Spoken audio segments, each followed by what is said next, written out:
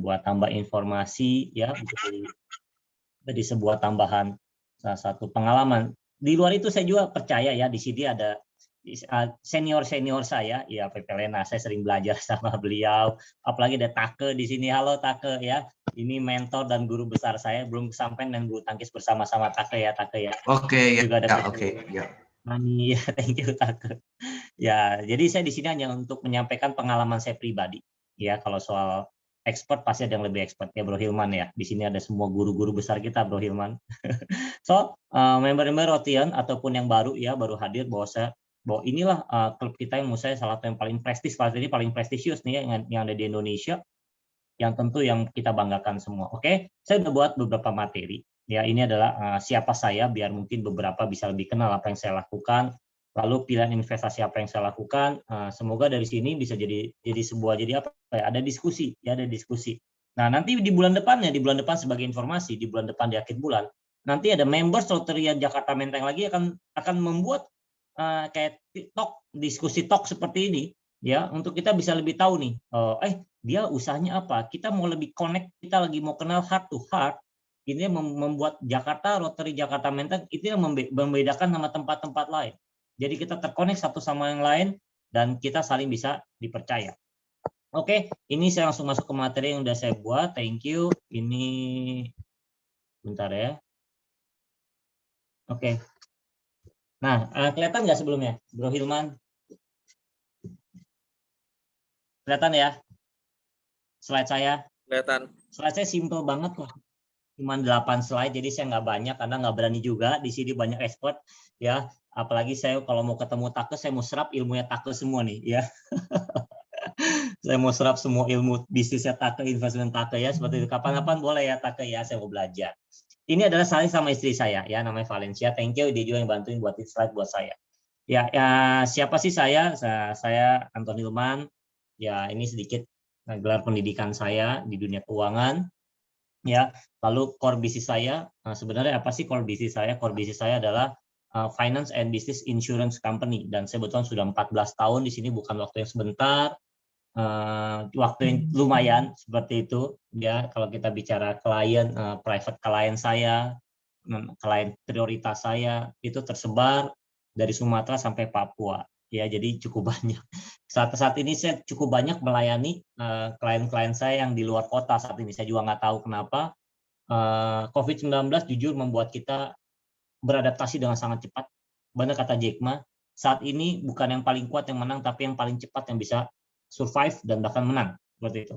Karena yang paling kuat, paling tua, paling besar aja sekarang udah bertumbang-tumbangan. Kalau kita pasti menyadari itu. Saya tadi datanya saya lagi mau cari, ya bahwa ternyata banyak banget yang besar-besar itu sudah tumbang ya. Termasuk Johnson & Johnson, saya dengar kabar juga katanya udah mulai pilot seperti itu. Oke, apa spesialisasi saya? Selama saya 14 tahun, saya memang fokus di satu bidang doang. Ya, di bisnis saya, di core bisnis saya, dengan spesialisasi di 4 hal. Saya expert di property inheritance tax, jadi saya banyak bantu klien-klien saya berhubungan dengan pajak waris. Dan tidak banyak yang juga cukup paham di situ, saya sangat expert ya berhubungan dengan pajak waris di properti. Ya, kadang saya bantuin klien saya sampai malam, kadang saya di Papua itu cukup sulit. Kenapa? Karena di sana itu satu tempat ke tempat yang jaraknya cukup jauh ya, dari Sorong misalnya Nabire, Biak. Kadang dari satu kota kecil ke kota kecil lain pesawatnya sudah sangat ekspensif, lalu juga kesediaan jam bank karena kita kadang harus ke bank buka safe depositnya, kita buka sertifikat asetnya, kita tanya ke BPN atau tanya ke bagian notaris berapa pajak dari setempat yang kita harus hitung. Jadi kadang ini adalah suatu proses yang cukup panjang hanya untuk menghitung berapa pajak waris yang harus di-cover sehingga dia bisa menghemat sampai 80% biaya ke negara seperti itu. Jadi ini ekspektasi saya bantu klien-klien saya, dia hanya cukup bayar 10-20% pajak waris ke negara. So kita bisa hemat 80%. Kedua, yang paling banyak request ke saya adalah business loan. Kita ada satu program yang namanya banker clause, jadi hutang kita dilimpahkan kepada pihak ketiga, ya sehingga kalau terjadi apa-apa pihak ketiga yang langsung melunasi. Nah, bentuknya biasanya banker clause ini bentuknya seperti, kalau saya bilang kalau di Singapura ya, bentuknya di Singapura kayak apa? Switching account. Jadi kalau bentuknya kayak switching account di Singapura, jadi dia hanya titip uang. Kalau tidak terjadi apa-apa, maka ya udah semua uangnya dikembalikan 100%. Jadi cuma titip resiko lah seperti itu. Dan ini sangat famous banget di negara-negara maju, terutama China, Hong Kong dan di Singapura. Kalau di Indonesia sendiri memang baru-baru familiar beberapa tahun terakhir ini, dan saya spesialisasi di sini.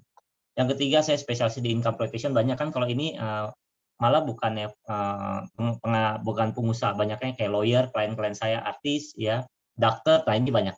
Karena apa? Karena mereka self-employed. Self-employed artinya mereka ada kekhawatiran kalau something happen sama mereka, maka income-nya lost forever seperti itu. Jadi saya menggaranti income mereka seperti itu. Jadi yang saya lakukan.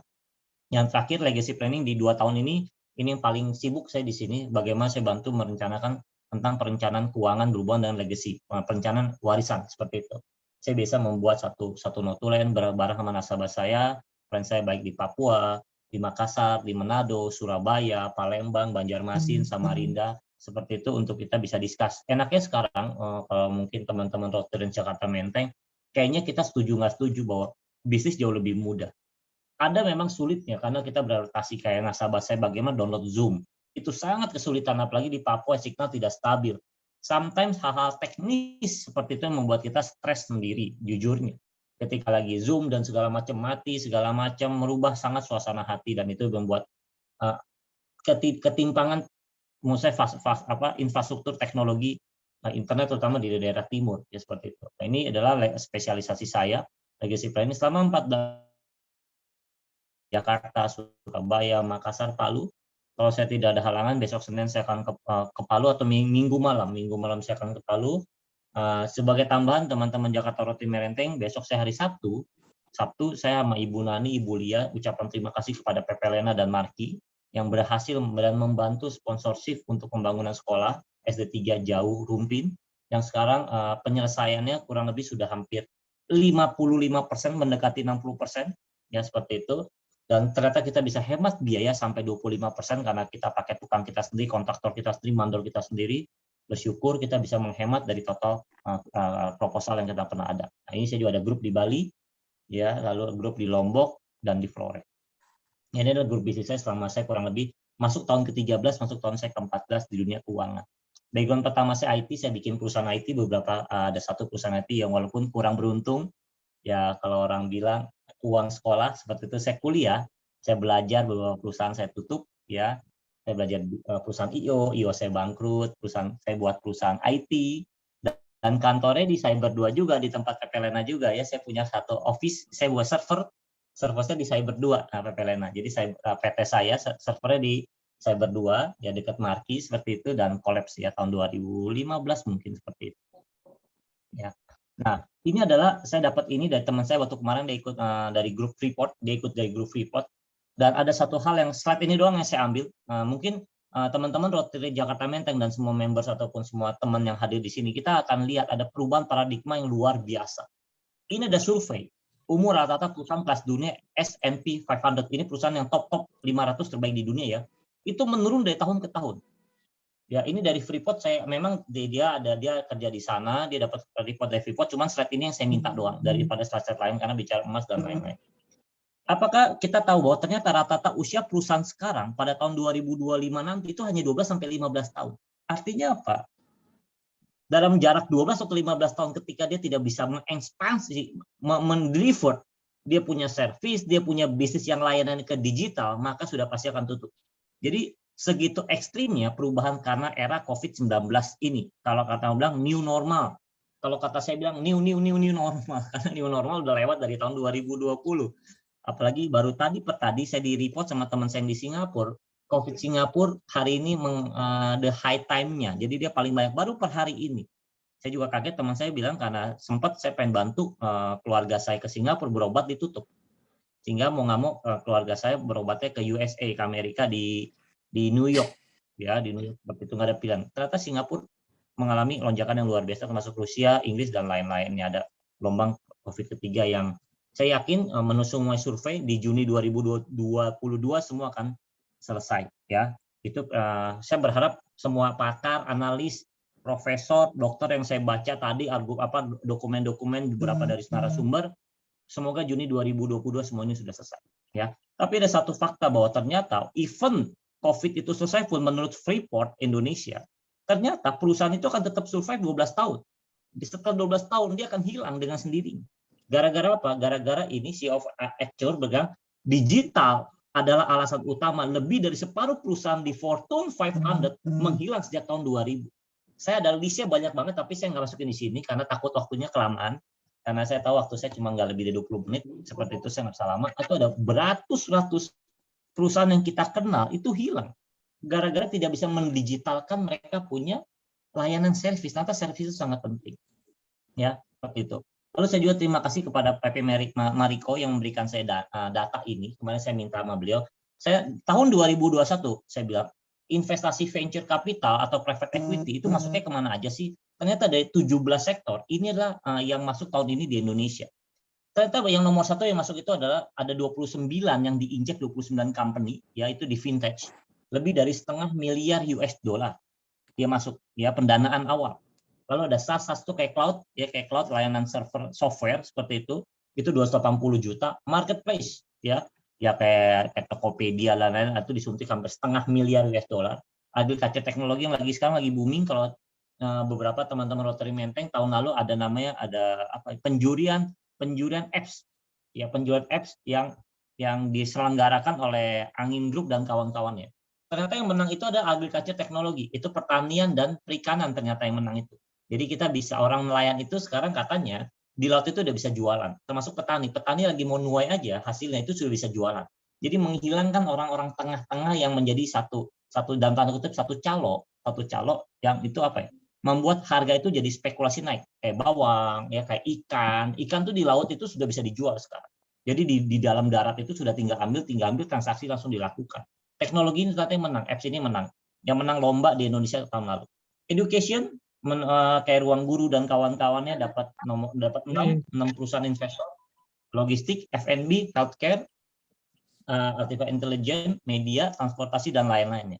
Ini adalah jumlah uang yang masuk ke Indonesia loh buat investasi. Makanya Indonesia ini adalah tempat investment yang menurut saya paling luar biasa untuk saat ini. Kenapa? Karena negara yang berkembang dan negara maju ke depannya. Apalagi sekarang Indonesia bisa dibilang negara yang cukup maju. Nah, dari pilihan-pilihan investasi ini dari core bisnis saya sama istri saya, Valen, saya memutuskan ada 2 investment yang saya ambil buat investasi saya. Ya mungkin ini sebagai satu informasi tambahan dari core bisnis saya putar buat investment. Nah, investment pertama saya bikin satu pilihan investasi pertama dari saya review selama 4 atau 5 tahun terakhir dan plus ada 2 tahun COVID. Nah, di tahun 2020 ini 2021 dan sebelumnya saya sudah bikin, saya buat perusahaan investasi buat saya. Itu pertama saya buat ini perusahaan saya, nanti tanggal 3 Desember saya undang semuanya bisa hadir di sini. Ini perusahaan ya, dan kita lagi tunggu izin OJK-nya, semoga dapat ya karena lagi proses juga seperti itu. Semoga nanti teman-teman Rotary Jakarta Menteng hadir di opening tanggal 3 Desember di Iron Mall seperti itu. Saya adalah Royal Gold berhubungan dan financing. Saya kerjasama sama perusahaan salah satu yang terbesar di Indonesia. Pasti semua tahu namanya Pegadaian ya. Jadi saya kerjasama sama lebih oke ya. Secara itu juga kita ngikutin rule of the financing.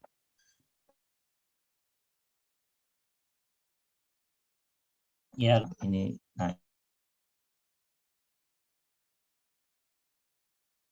di Indonesia ya dan paling menguntungkan di Indonesia ternyata lebih dari 20-30% yearly, sangat bagus.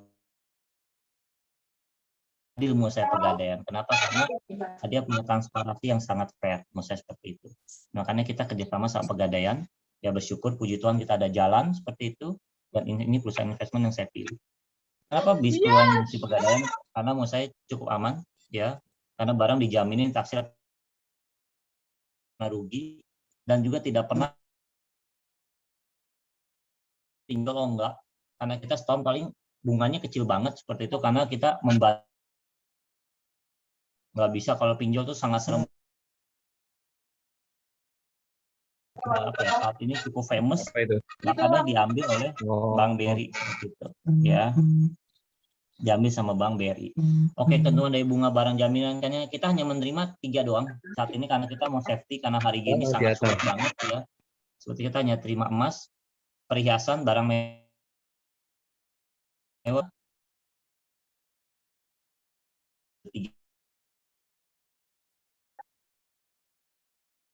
yaitu untuk perusahaan bisnis dan cukup aman.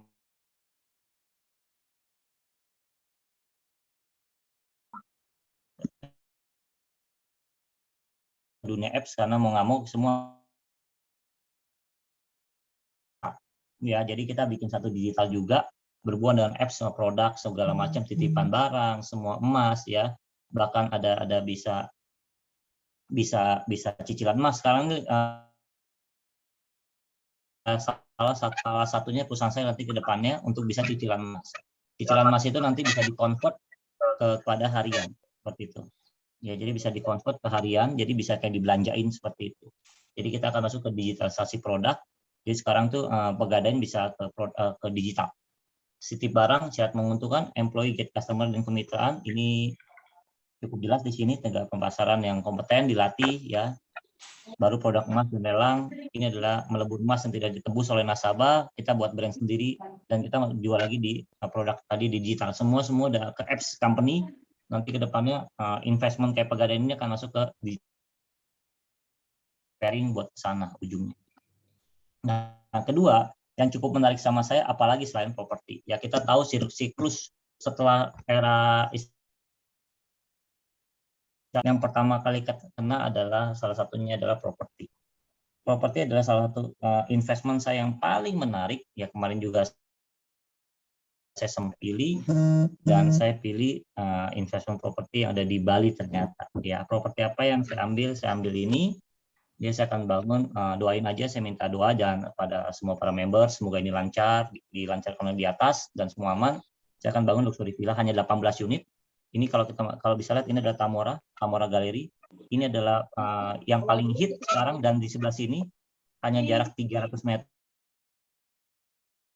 Mungkin pada tahu Vin Beach, ya. Saya yakin semua orang tahu Vin Beach, ya. Di sini pantai, ini lokasi kita, tanah kita, lokasi tanah saya.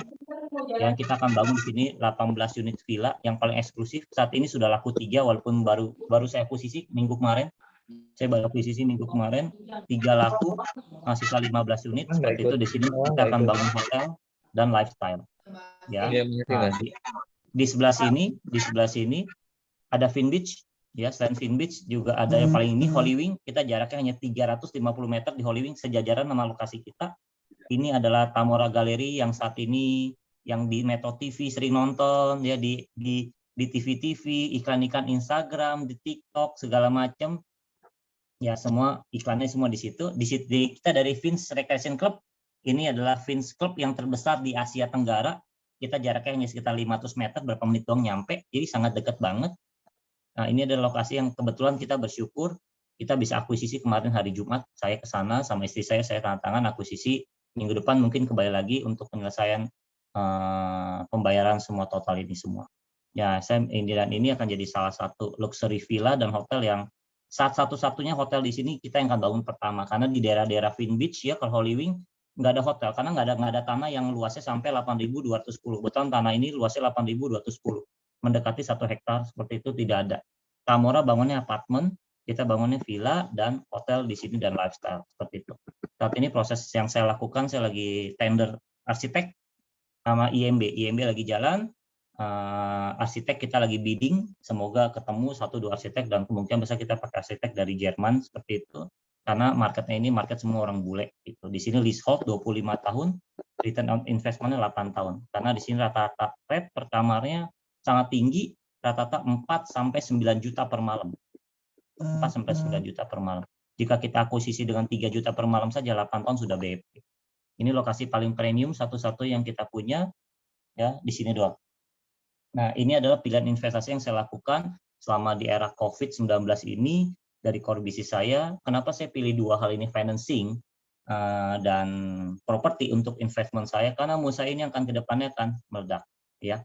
Apalagi kalau kita bicara tentang Bali. Ketika ini sudah di-open, tepatnya Juni 2022 di-open, Holy Wing akan dibuka Desember tahun depan, udah pasti, udah confirm Desember.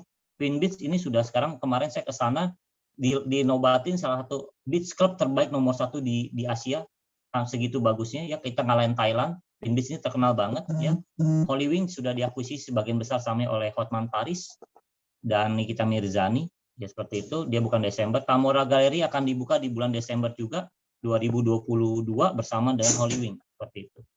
Dan kurang lebih kita akan buka 2023 lah kurang lebih kita buka. Ya 2023 ini kita akan open semuanya. Seperti itu, terutama 18 villa ini yang pertama dibuka baru hotel. Nah, mungkin ini sedikit cerita dari saya ya, apa yang saya lakukan ya, pilihan-pilihan investment apa yang saya lakukan, beberapa informasi yang saya dapetin. Mungkin ketika ada yang mau tanya, ya silakan. Sebelumnya terima kasih buat waktu, kesempatan yang diberikan kepada saya untuk bercerita siapa saya, apa yang saya kerjakan, apa yang saya lakukan.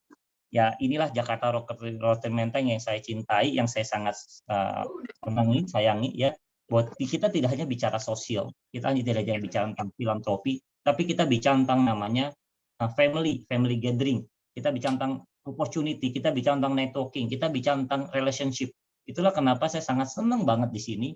Apapun yang kita lakukan selalu ada support, selalu ada satu advice ya dari teman-teman Rotary yang kita tidak jalan sendiri di situ. That's why saya sangat senang sekali bisa ada di Rotary Jakarta Menteng. So, menurut saya itu aja presentasi singkat saya. Sebelumnya saya ucapin terima kasih. Thank you.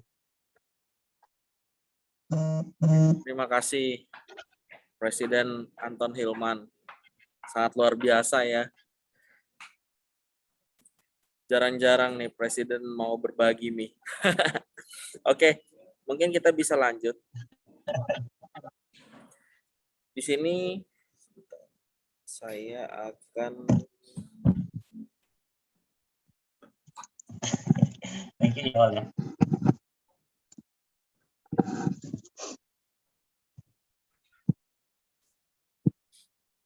sorry. Oke. Di sini saya akan membacakan beberapa pertanyaan ya. Oke. Pertanyaan pertama ada dari Rotarian Susan Hartawan. Kira-kira villanya dijual, bisa di-share more katanya. Mungkin Presiden Anton bisa share. Akuisisi PP Susan, thank you pertanyaannya. Itu baru saya akuisisi kemarin hari Jumat di Bali ya, karena luasnya besar sekali. Jadi kita lagi proses, saya baru membereskan proses finance ya, arsitek juga baru kita bidding karena daerah itu kebetulan lokasi yang saya ambil itu saya kemarin menangin dari dalam tanda kutip kayak tender dari beberapa perusahaan besar ya, salah satunya Holy Wing pengen bikin hotel di situ. Kebetulan pemilik tempatnya cukup sama kita cukup dekat ya, sehingga kita menang. Apakah dijual? Ya pasti kita hanya jual 18 unit, kebetulan 3 sudah laku, 2 orang Swiss yang beli, 1 keluarga dari saya sendiri yang beli, 15 unit lagi belum saya jual karena saya akan mungkin opening Januari atau Februari. Karena saya lagi tunggu desain, desainnya ini lagi tunggu arsitek ya PP Susan. Jadi kalau selesai desainnya baru kita akan lepas seperti itu, walaupun cuma 15 unit karena kita cuma jual 18 unit dan itu leasehold ya, 25 tahun plus 20 tahun seperti itu. Jadi saat ini memang beberapa kayak kemarin itu walaupun saya belum open sudah ada yang nanya, terutama bule. Kalau bule itu pasti menarik lah, karena bule itu pasti beli seperti itu walaupun cuma leasehold. Tapi saya nggak bisa lepas dulu karena saya belum tahu harganya berapa seperti itu. Saya belum hitung malah.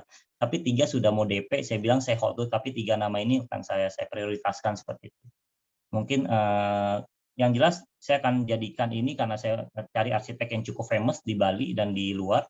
Saya akan mau bikin satu tempat di sini jadi icon. Jadi kalau di Bali itu selain tahu dia di Canggu Berawa itu nggak ada lagi tanah seperti ini. Jadi kita cuma ada 4 icon di situ. Satu pasti Holy Wing Bali akan jadi icon karena itu terbesar di Asia Tenggara ya, karena Hotman Paris di situ. Opening dia juga akan rame. Yang kedua adalah Vintage. Vintage sudah pasti kenal, dia kemarin dinobatin nomor 1 di Asia. Beach Party Club terbaik di Asia. Saya bilang wow hebat banget. Ketiga Tamora Group dia bikin 126 unit kayak hotel apartemen, sedangkan Vinbeach sama Holy Wing itu minta si Tamora itu bikin kamar lebih banyak karena mereka nggak punya hunian yang layak. Jadi di situ nggak ada hotel, jadi cuma ada kayak villa semi apartemen seperti itu. Jadi dia minta kita bikin hotel dan kita juga bikin hotelnya nggak banyak, kita juga nggak banyak karena kita mau premium dan luxury tempat seperti itu. So jadi nanti kalau sudah ada brosur atau apa sudah jadi mungkin di bulan Desember lah ya, saya akan sharing ke PP Susan lah ya. Thank you.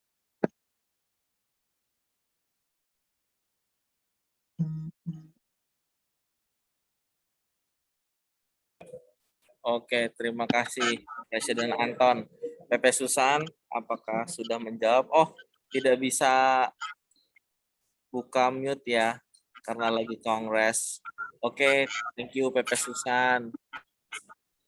Oke, barangkali ada yang mau ditanyakan lagi dari paparan Presiden Anton tadi. Anton. Yeah, Pepe Lena.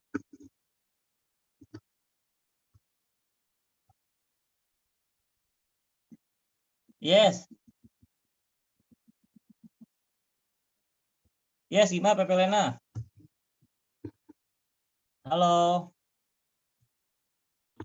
Kayaknya nge-hang deh Zoom-nya ya, Pepe Lena ya. Pres Anton, Yes, gimana? Presiden investasi bisa return on investment dalam waktu berapa lama? Paling jelek sih menurut saya 8 tahun paling jelek, saya akan guarantee kok itu. Guaranteed-nya 8 tahun ya? Ya, soalnya tempatnya itu nggak mungkin lagi kalau kita ke sana aja udah nggak, orang saya ini aja saya dari minta tapi saya belum mau jual seperti itu karena saya belum mau ada desain, ada harga, takut salah hitung, kita nanti jadi bonyok karena so expensive di situ saya akuisisinya. Oh gitu, oke. Beberapa udah minta, kayak 2 orang Swiss dia minta DP dulu orang luar. Iya. Saya bilang saya nggak boleh DP, saya bilang karena saya nggak tahu mau jual berapa situ. Oh, oke. Gitu. Dan saya belum, Iya. dan saya juga belum mau lepas dulu gitu. Seperti itu sih PP. Nanti detailsnya, So far kalau di situ, detailsnya saya kontak langsung aja Presiden Anton. ya kalau brosur udah jadi ya, karena lagi bidding arsitek, karena ada 2 kalau nggak pakai yang satu Spanyol, satu lagi Jerman. Iya, oke. Tapi saya lebih suka sama yang Jerman ini sih. Seperti itu. Oke, thank you, Oke, thank you. Ya.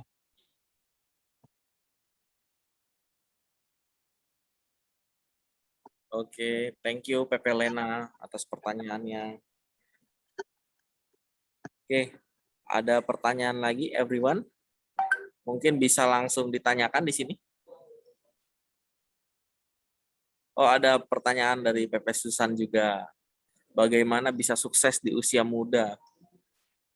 Sudah mencapai financial freedom. Silakan Pres Anton, bisa dijelaskan. Oh, ini pertanyaannya harusnya nggak usah dijawab, saya mau belajar juga dari Pepe Susan seperti itu. Tapi saya dibilang sukses tergantung ya, tapi menurut saya perjalanan hidup saya cukup Tuhan berkati lah. Pertama Tuhan berkati, tapi ada satu filosofi yang saya pegang sih sampai saat ini, bahwa itu apa? Trust. Apapun yang kita lakukan, kalau kita bisa dipercaya, menurut saya nggak terlalu sulit untuk kita bisa berlangsung. Kayak proyek besar sebesar ini, saya nggak mungkin sendirian. Ini benar-benar high investment. Ini adalah sepanjang perjalanan hidup saya, ini adalah investasi terbesar yang saya lakukan. Sangat-sangat besar. Kita juga tahu dari dengan luas sampai 1 hektar di tanah depannya Holy Wing, kita mau investasi berapa. So apa yang saya lakukan, PP Susan, saya belajar juga dari semua. Saya 2 tahun lalu saya sempat di sebelah Take, saya ingat banget, saya ngobrol sama dia, cuma titipin pesan bahwa yang penting bisa dipercaya orang. Ya itu yang saya pegang sampai sekarang. Apapun yang kita lakukan, kalau kita by proses dan kita bisa di-trust, kayaknya nggak cukup sulit untuk kita bisa sedikit step by step untuk kita bisa maju si PP Susan seperti itu. Tapi kalau untuk hal-hal lainnya, kalau yang saya yakin pasti yang lain pada bisa cukup mengerti lah, ya. Karena yang lainnya udah expert nih, Pak Bro Hilman ya, udah lebih masih learning by doing seperti itu. Mungkin doang sih PP Susan sih, kalau saya cuma ngandelin bisa di trust dan step by step saya membuktikan itu sih, itu pelan-pelan sih. Luar biasa Pres Anton. Thank you atas paparannya, Pepe Susan. Thank you atas pertanyaannya. Oke, ini ada pertanyaan lagi dari Muatsi Deka. Halo Bu Muatsi Deka. Halo. Apakah bisa di-unmute?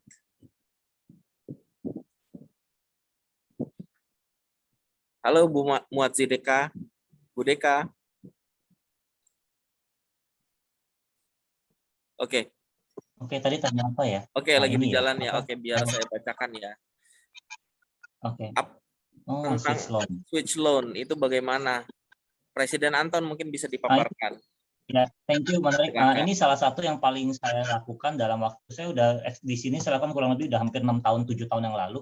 Bagaimana kita punya switch loan? Karena kita menyadari, kayak saya sendiri menyadari, kita bangun perusahaan itu sometimes perlu bantuan pihak ketiga, betul ya. karena kita nggak bisa nunggu terlalu sebentar. Kita mau scale up besar, pasti butuh bantuan pihak ketiga itu bank. Nah, ketika bank itu pasti ada namanya loan business. Tentu loan business itu banyak tipenya, ada A, B, C, atau C.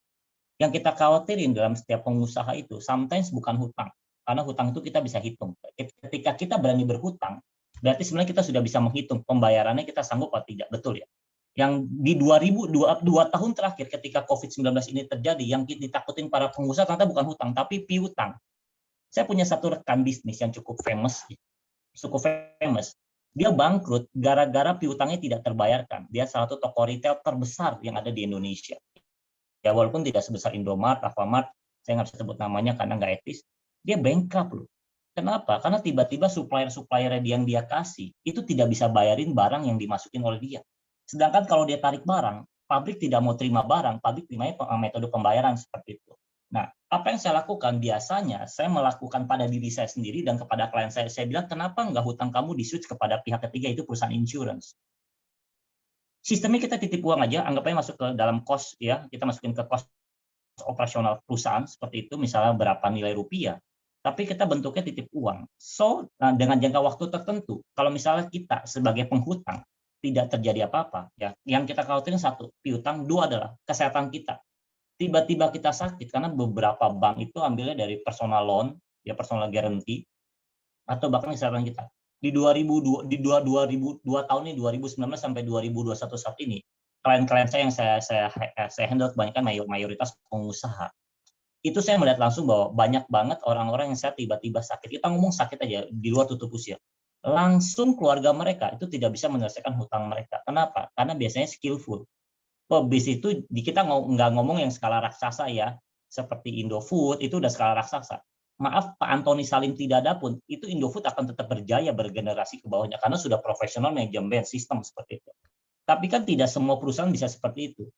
Mayoritas kalau kita di antara 1.000 perusahaan, maling cuma 10 yang seperti Pak Antoni Salim, tapi 990-nya masih family company, personal company seperti saya, di mana ada ketergantungan sama pemilik perusahaan, Bu. Sehingga apa yang kita lakukan? Saya menyarankan sebaiknya kita punya hutang, kita masukin ke banker clause. Seperti di Singapura udah sangat famous. Jarang ada pengusaha yang berani tanggung hutangnya dengan sendiri.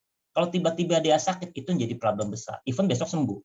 Ya kalau sembuhnya 5 tahun, 3 tahun, who knows, seperti itu, apalagi era COVID-19 seperti ini, maka kita menjaminkan hutang kita kepada pihak ketiga sehingga lebih murah. Sehingga kalau terjadi apa-apa, setidaknya pihak company yang kita ya di pihak insurance itu langsung melunasi semua hutang kita. Minimal aset-aset yang kita sudah jaminkan itu kembali utuh ke perusahaan seperti itu. Jadi biasanya itu yang saya lakukan sih Bu Deva itu.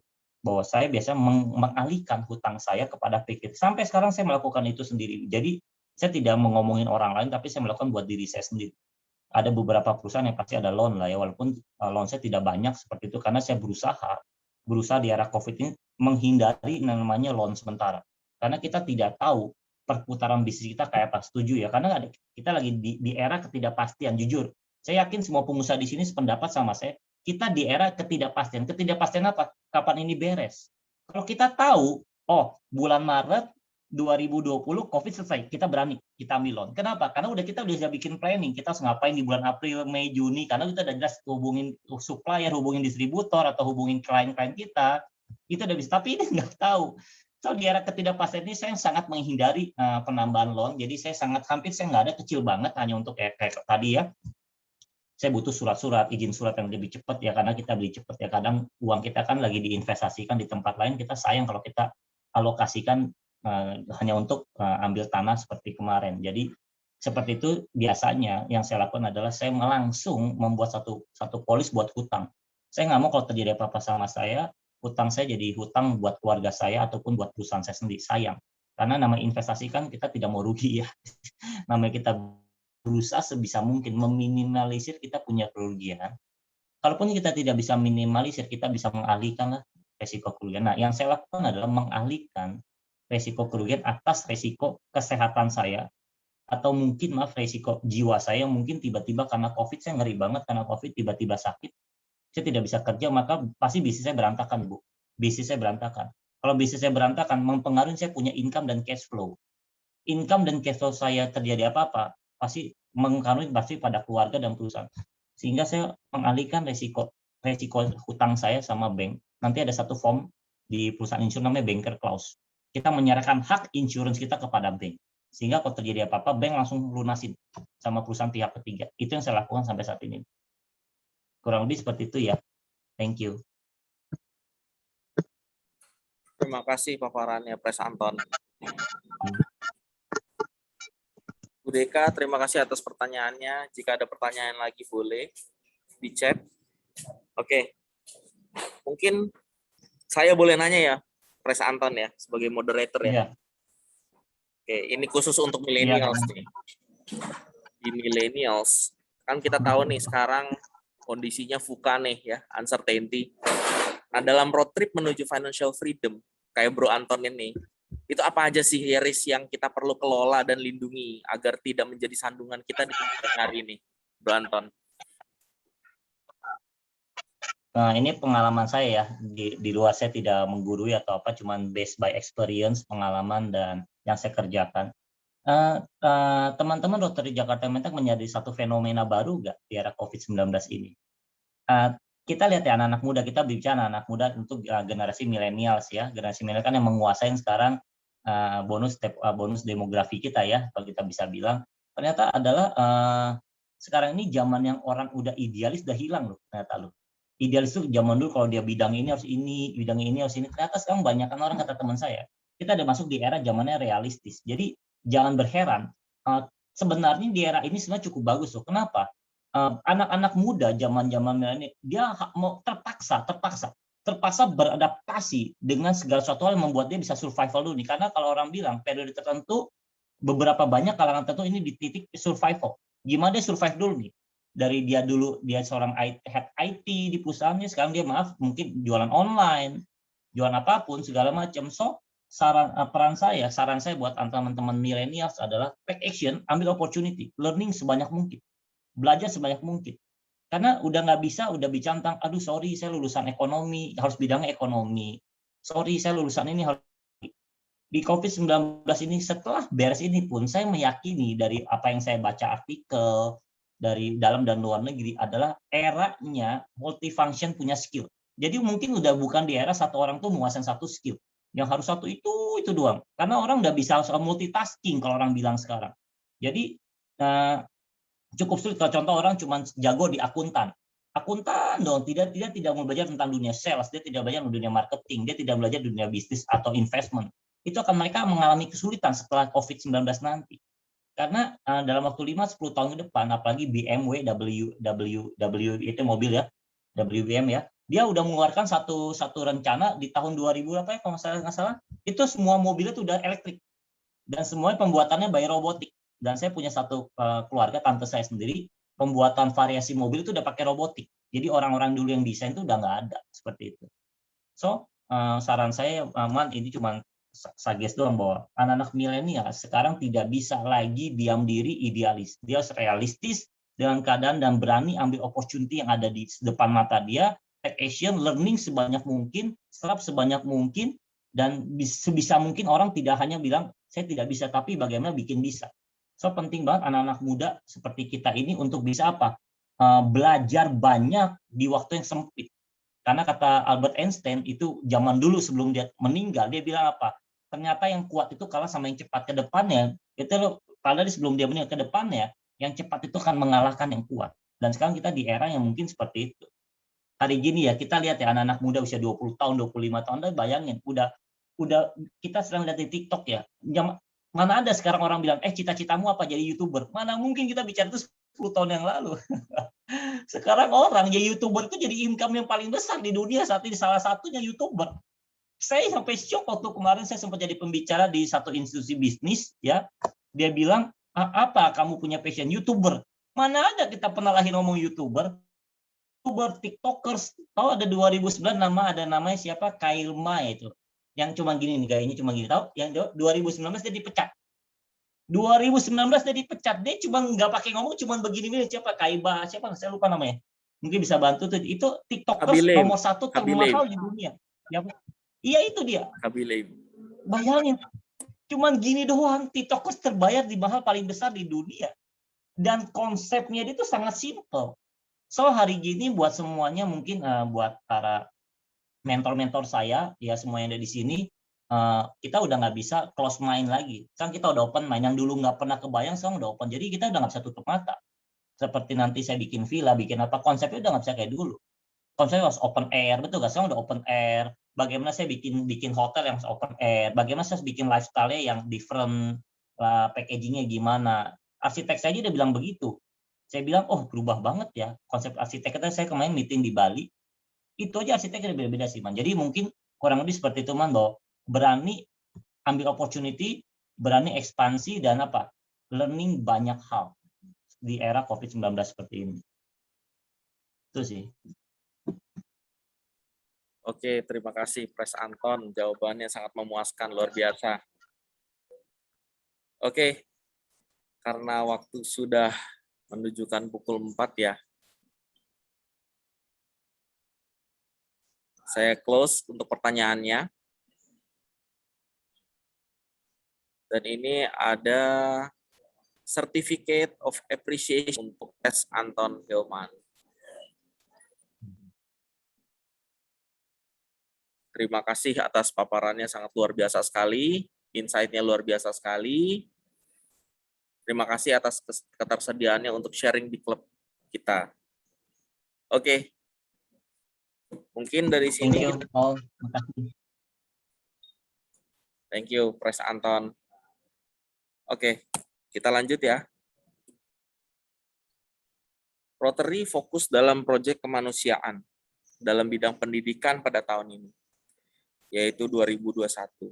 Nah, disinilah kita melakukan charity. Mungkin bisa saya paparkan sedikit untuk rincian dan video highlight yang sedang Rotary kerjakan saat ini. Kita sedang membenahi sekolah di Bogor, di Rumpin Bogor. Jadi mungkin kita bisa lihat ya start videonya. Sorry.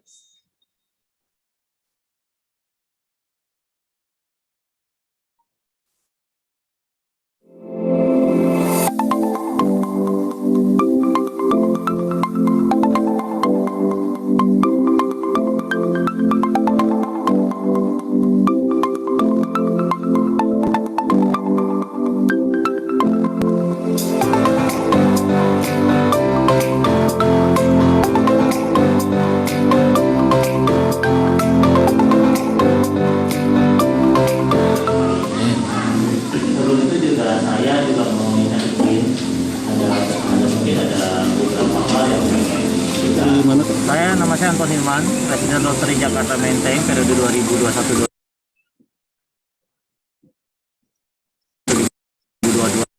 Bersama saya Ibu Lia dan Ibu Nani, kita membuat satu proyek untuk renovasi sekolah jauh SDN 03 Rumpin yang tepat di belakang saya untuk 125 anak sekolah. Kita berharap ada satu tempat yang layak untuk mereka bisa bersekolah, mereka punya harapan jauh lebih baik, dan kita percaya anak-anak dari sini akan timbul satu pahlawan, satu pemimpin bangsa buat negeri kita yang terbaik. Ini adalah satu sumbangsi dari kita untuk bisa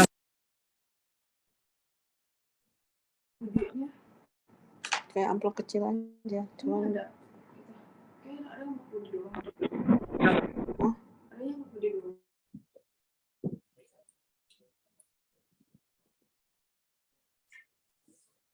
harapan jauh lebih baik, dan kita percaya anak-anak dari sini akan timbul satu pahlawan, satu pemimpin bangsa buat negeri kita yang terbaik. Ini adalah satu sumbangsi dari kita untuk bisa melakukan yang terbaik buat negara kita yang tercinta, tentu dari Rotary Jakarta Menteng. Terima kasih. Alhamdulillah Rotary berkesempatan berkontribusi untuk membangun anak bangsa di Desa Rumpin SD 3 ini. Selamat juga untuk Presiden Anton yang telah berhasil mengumpulkan dana untuk kontribusi membangun, merenovasi sekolah ini menjadi tempat yang layak untuk belajar adik-adik kita di sini sebagai penerus bangsa.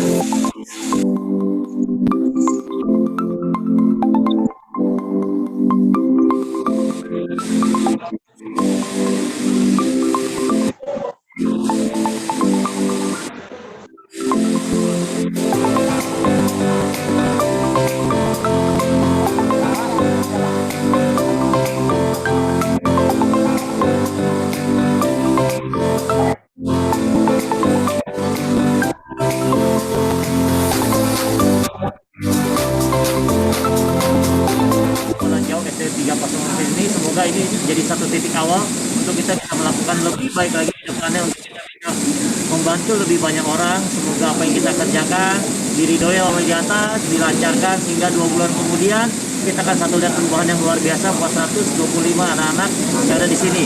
Terima kasih, Tuhan berkati dan kasih. Emang oke.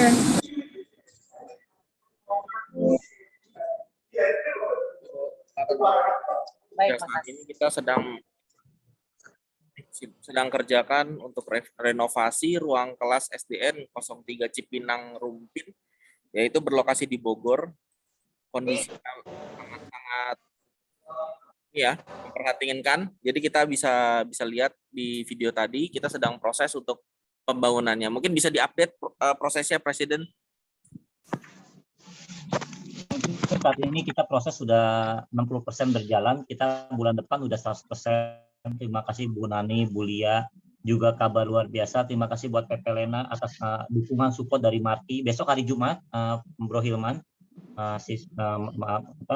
Merlin. Kita hari Jumat besok saya sama PP Nani ya sama Ibu Lia saya akan ke sini lagi untuk mengucapkan terima kasih atas sumbangsi dari Marti membuat donasi ya PPLN yang luar biasa untuk bisa menyelesaikan ini. Dari total budget yang kita butuhkan saat ini kurang lebih kita hanya kekurangan tidak nyampe 50 juta lagi. So saya juga nggak nyangka akhirnya ini bisa terjadi, bisa renovasi. Ada 125 anak-anak yang kita mungkin dia nggak kenal kita juga mungkin di esensi Rotary Jakarta Menteng.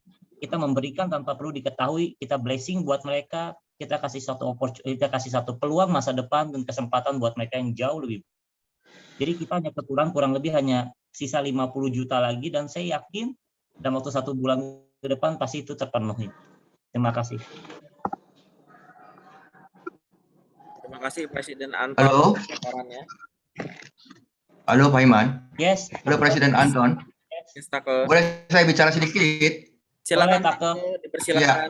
Ya, teman-teman Rotary di klub kita ya. Saya sangat berterima kasih sama tadi presentasi dari Presiden Anton. Saya appreciate sekali lah ya. Saya punya respect sama Pak Presiden Anton. Tapi dalam konteks ini apa yang saya mau bicarakan ini soal yang pembangunan ini ya, renovasi ruang kelas itu ya. Sebetulnya saya sudah bilang sama Presiden Anton atau pada waktunya saya akan memberi saya punya kontribusi ya. Minggu lalu saya sudah kirim uangnya waktu hari Kamis yang lalu, cuma saya tidak cerita ya. Jadi supaya jadi saya dikirim 50 juta. Wow, jadi pas Iya. Makanya ketika ngomong 50 juta itu termasuk uang saya yang 50 juta atau sebelumnya? Sebelumnya. Tanya Lena udah periksa belum uang dana di apa namanya? Hah? Belum. Lena belum lihat details lagi. Nah, makanya saya mau tanya itu aja. Tapi yang pasti. Sebelumnya. Tapi yang pasti. Ya. Yang pasti nanti setelah ini Lena minta Lena lihat detailsnya, nanti Lena masukkan ke BOD untuk updates lah ya, updates. Nggak usah cerita dulu, makanya saya dibilang sama Presiden Anton jangan cerita. Tadi kalau saya udah masuk duitnya nanti semua orang nggak mau masuk segitu maksudnya. Tahu nggak? Itu supaya semua saya masukin diam-diam itu gitu ya. Lena ada bantu, Lena fundraising, Lena dapat funding 30 juta, Lena juga merasa prihatin apa yang Presiden Anton telah lakukan. Ada beban untuk Lena untuk kontribusi juga gitu. Apakah Presiden Anton dengan kontribusi yang dari Take yang sama Lena kasih itu apa udah cukup atau belum Anton Presiden? Saya kaget banget karena tadi pas 50 kok pas itu hitungan sebelum Take kasih. Jadi benar-benar udah pas banget bahkan ada satu tambahan. Kita akan bikin playground. Kita akan bikin taman bermain buat anak-anak. Betul, bagus. Makanya saya bilang jangan khawatir. Pokoknya kita jalan aja, udah nggak kurang lah ya, udah Ya, bagus, ya, udah. ya. Terima kasih itu aja. Ya, God bless you. Thank you, Take. ya, sama-sama. Ya, Ibu Nani ya. Thank you, Ya, Tante. sama-sama. Ya, Thank you, thank ya you. sama-sama kita kolektif, kita together. Ya. Ya, we are strong. Ya. Pasti pada saat kita melihat video, kita melihat apa namanya anak-anak yang di sana, fasilitasnya yang sangat tidak mendukung, pasti kita Betul. ada something touch of hearts gitu. Betul. Makanya Lena bilang sama Presiden Anton, Lena bantu untuk fundraising, ya nggak banyak, tapi adalah ya. Ya. Pentingnya ada berusaha lah gitu. Udah. Akhirnya 100% sudah tercukupi ini semua. Dan Luar biasa. Alhamdulillah. Puji syukur. Yang pasti kalau kita ada tujuan baik, Tuhan juga tahu dan Dia pasti akan bantu kita juga lah ya. Betul. Betul. Ya, niat yang baik selalu dibantu oleh Tuhan. Pasti, Ya. pasti. Pasti. Jangan khawatir itu. Ya. Jangan ragu-ragu lah. Ya, Take. Setuju, Take. Ya. Ya, itu belum selesai. Next nanti juga masih ada. Setengah tahun lagi kan masih ada nanti. Belum selesai. Iya. Udah ketakutan. Tugas kita ini memang begitu. Ya. Mantap.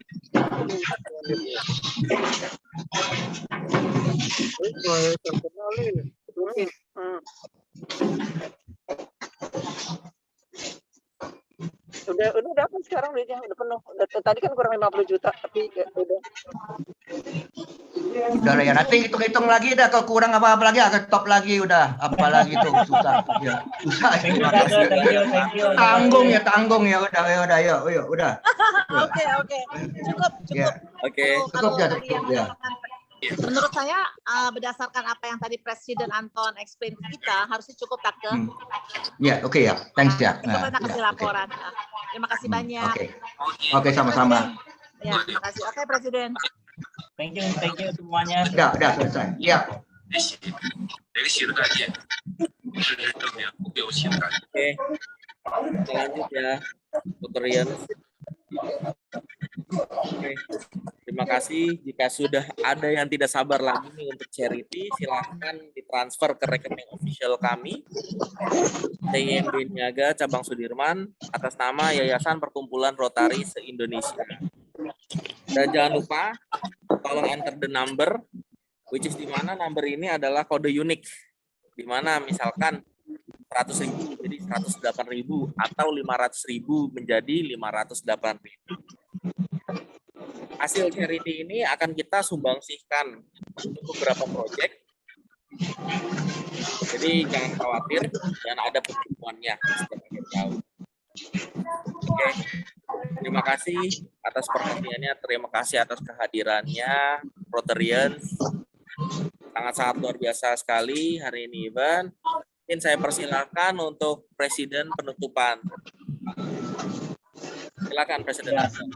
Thank you buat semuanya yang di sini, ada Pepe Lena, Ibu Nelly, ada Sis Merlin, ada Take yang saya hargain, saya hormati, Yani, ada Andreas, ada Pepe Dedi, Pak Tono ya, thank you Pepe Tono, Pak Yahya, Pepe Agnes, Ibu Nani, semua yang hadir di sini saya ucapkan terima kasih. Saya bangga sekali bisa ada dari bagian Jakarta Rotary Menteng, di mana saya belajar untuk bisa berbagi, saya belajar untuk bisa melayani seperti itu dari usia saya seperti ini, dan saya bersyukur dalam hidup saya bisa punya mentor seperti Take yang bahkan 3 tahun lalu ketika saya minum di sebelahnya pun itu yang saya ingat selalu bisa dipercaya dan jalanin aja, dan itu saya pegang. Thank you Take buat nasihatnya yang saya pegang terus sampai kapanpun. Thank you Pepe Take seperti itu, dan semua buat Pepe Lena, thank you.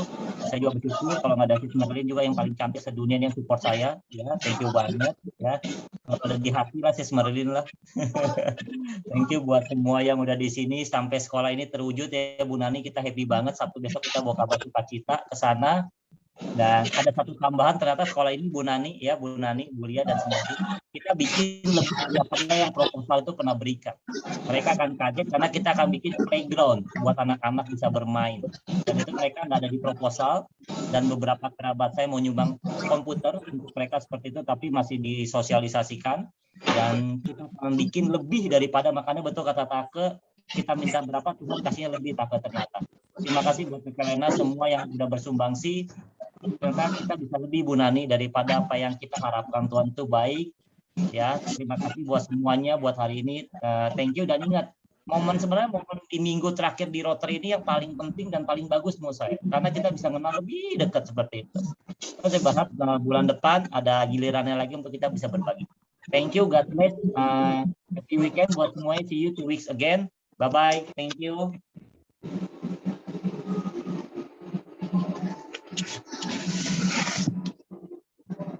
Thank you, bye.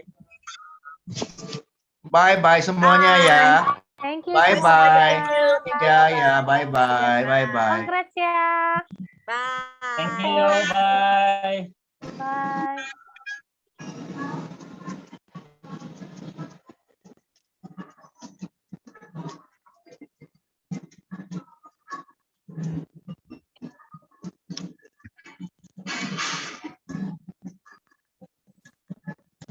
Thank you semua. Thank you Pak Yahya. Thank you, Pak Thank you Yahya. Pak Yahya. Thank you Yani. Jani, Bu Nani, thank you. Nani. Thank Thank you. you Pak Yahya. Thank you Pak Yahya. Nanti kapan-kapan ngopi bareng Pak Yahya. Thank you. Thank you. Oke. Thank you Pak Yahya. God bless. Ya. Yes, Thank you God Bang bless. Iman. Tunggu perintah. Thank you.